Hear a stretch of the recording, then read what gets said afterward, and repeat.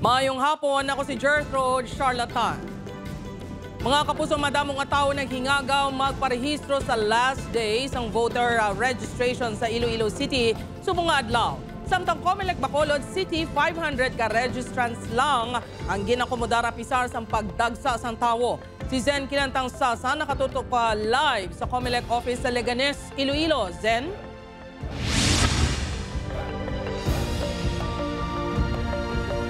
Jerk nagdagsa ang mga residente kainas ng aga sa pagparehistro agud makaboto para sa 2025 midterm elections. Kag alas 5 subong nga hapon, nagtakop na ang voter registration.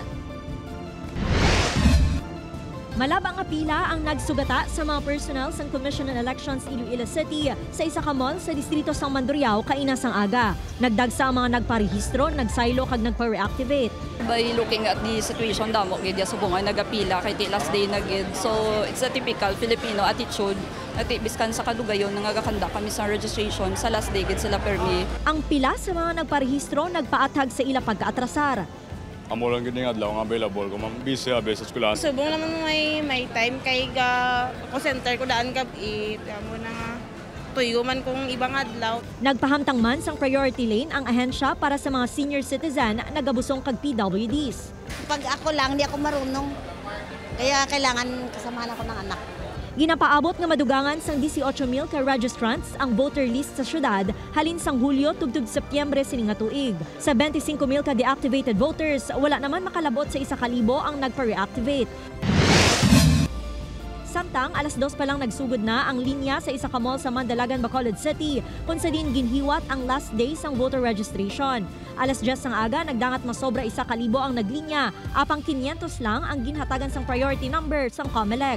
Wala man ginpahalin sa linya ang mga wala nakakuha sang numero. Apang sa kadamuon sang naghingagaw, hindi tanan ang makarehistro. Pasensya na ilalanta because ang iban garason may obra, may klase. But yet, Comelec has been open for the last 8 months. Abre kung Sabado, kung holiday, overtime kita. Ang ining nga mga botante nagdepensa. Tani, tiyanon mo kay may obra man tanga ano mo kasamo te. Gay nga gaw man tama kasi din timos te, wagit may mo te. Last day na gid. Kay kabudlay siya galain niya matcha kay wala kami time magpa-restro. Sa pag-umpisa sang COC filing buwas, ginpahanumdum sang Comelec nga ginadumilian ang pagpatigayon sang gimmick sa sulod sang mall, pareho sang pagdala sang placard, confetti kag sound system. 3,000 naman ka mga personal ang iga-deploy sang PRO6 sa bugos nga rehiyon. We have already prepared our security plan. Ang mga areas ngayon na are controlled areas. Medyo enhance ang aton ng mga security, so i-reinforce na lang sa aton mga kapulisan.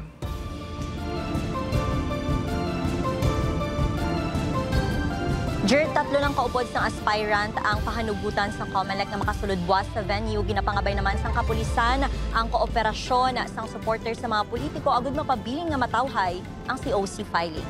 Jer? Madam Oged, salamat sa update. Kapuso Zen Kilantang Sasa.